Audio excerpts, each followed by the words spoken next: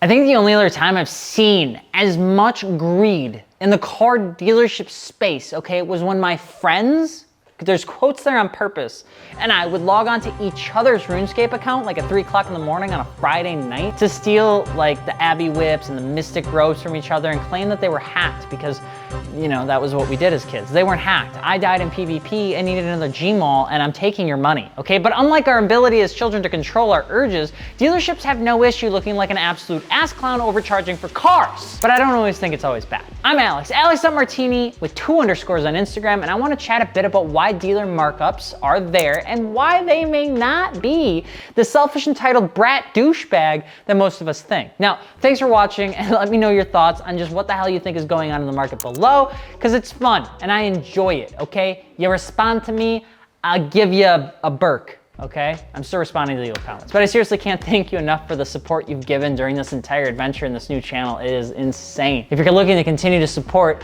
the plug is coming. We have daddy hats. The relaxed golf hats, don't worry. AlexMartini.net, you can take a look at it. I'll even call you daddy at a car show if you pick one up. Daddy, chill.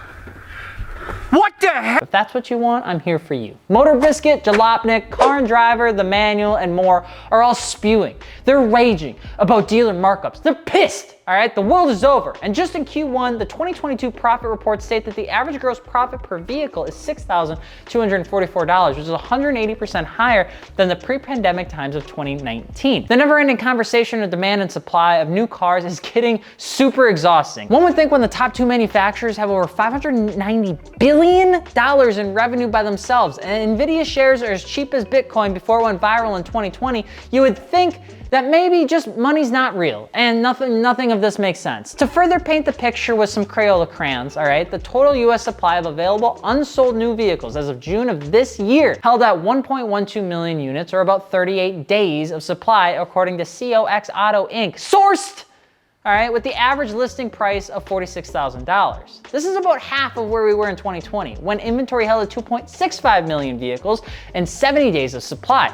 But even with the chip shortage beginning to deflate a bit and supply chain opening, there's still been no change in the market, which is a big pain for people like us, because I need a daily. And winter's coming in 2 months, and I got a convertible rear-wheel drive, and this thing is gonna rust before it even breathes, okay? But for some reason, there really has been like no change in the market, which is, you know, kind of a It's even worse when you realize that it's being done on purpose, or at least I think it is. The available procurement of chips is now being treated as a priority in high margin, high-end vehicles.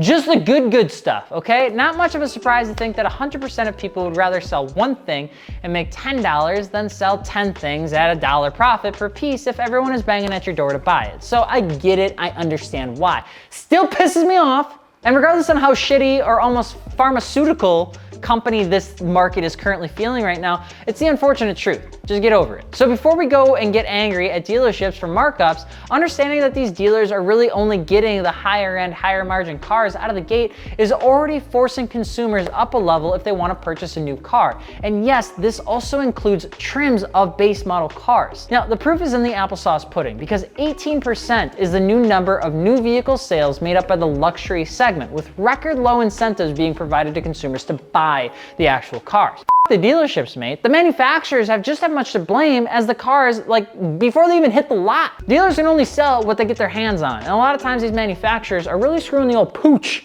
All right, 1,000 ways to skin a dog. I'm not saying cat, because I like cats. And they're really screwing this one up. But what about the sheer marketplace themselves, right? There's a crowdsourced website called markups.org that had to be made just to compile all the shits that are adding huge markups to their vehicle inventory just because they can. Price gouging is never okay. Taking advantage of a market egregiously is a stupid move too, and I would tell pretty much anyone to go and give proper reviews to dealerships that think they believe that they're selling a RAV4 to Jesus Christ, when in reality, they're selling it to a single mom with 3 kids that the previous car just had an accident, was completely totaled, and for some reason, dealerships still are wanting to be a dick about it. But there are some asterisks to this, because even with Car and Driver and Jalopnik using this website to shun the dealerships, one has to think, what would happen if these dealerships didn't overcharge the already limited inventory? Like, take that out, make it completely illegal. What would happen? Now, in all honesty, I really just think that money would just flow into somebody else's pocket before that single mom would get the car anyway. Like, what would stop the proverbial hedge fund style group of accounting people that are lame with the shoulder sweater energy to come in and just buy the vehicles in bulk underneath a fleet contract or a shell transport company or some sort of business purpose and just buy all of them from the dealership before you could even get your hands on them. And I have the answer.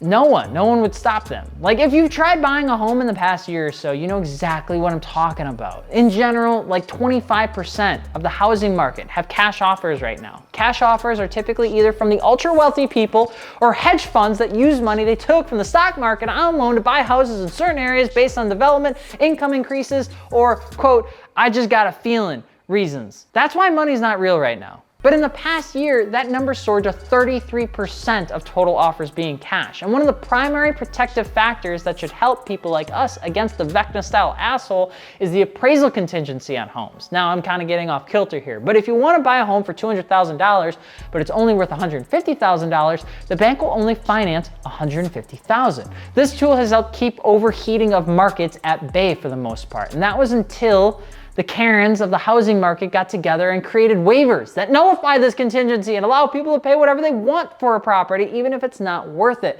which not only overheats the market, but then throws a neighborhood in for an absolute loop for what it's supposed to be worth. And you have to remember, these hedge funds have everyone's money. Literally and figuratively, okay? So unfortunately, even if the dealerships didn't have any sort of markup on the cars, that money would probably just be snatched up by another group of people or investment portfolio before you, or the single mom that I keep talking about. Maybe it's because I talked about the dad hats at the beginning. So even if dealerships stop marking up the limited inventory they have, that marked up value would just get taken by another group. I just said that. Why am I so angry about this?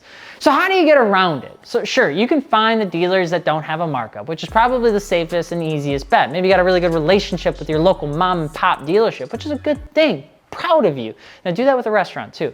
And another one would be to ignore pretty much any BS news that car manufacturers say that they're gonna help. Car manufacturers aren't gonna help, okay? They won't, and I don't know why would anyone think they would even do it if they could. Most people should and could hold on for as long as they can for this market to deflate and this dumb demand and this buying market to just go away. You know the car's true value. Stop overpaying for it just because you want to. Or you could just hold on to that crusty, trusty Grand Am GT just a little bit longer and put the extra cash under your pillow into the 401k and wait for the market to calm down even further. It's not just a properly good time to buy cars, unless you have an in or you know you're not getting marked up. But the moment dealers stop marking up cars is the day that you start seeing headlines of Amazon buying all the NVs and the car rental companies buying every single Toyota Camry for Ubers. The overarching amount of monopoly, and not the game, I'm not talking about the game, that this whole thing is in is what's causing the everyday market competition to essentially just not even be for us. Now, I love competition, but I feel like it might need to be a little bit more fair. But what do you think? Let me know below, and thank you so much for watching. I truly mean it. My back hurts. I need a back wrap. Oh, I gotta go paint my living room. God bless me. I'm Alex Martini with 2 underscores on Instagram. I love you. We'll see you later. Peace.